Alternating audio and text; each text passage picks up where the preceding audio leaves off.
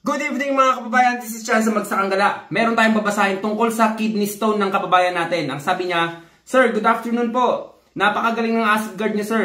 Ilang araw ko pa lang siyang iniinom, nalusaw na ang kidney stone ko. Parang na-shockwave din ako. So, ibig sabihin na shockwave siya noon.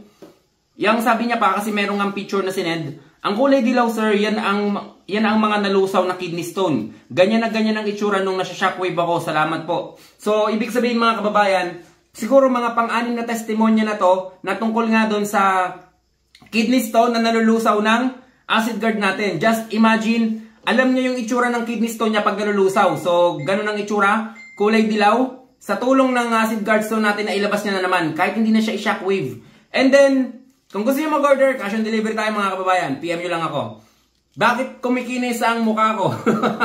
Yan, singit ko na rin. So, hindi pa tayo official na nagbebenta ng sarili nating produkto. Ito, ang Chance na sabon, Chance soap.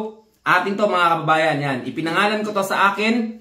Hindi pa to official na nagbebenta nito, pero sinusubukan ko pa rin. Baka by first week of December, mai-release natin to. Sana mga kababayan nandyan pa rin kayo para suportahan ako. Para suportahan yung sarili ko mismong produkto. Yung hindi nga nating produkto, sinusuportahan nyo ako eh.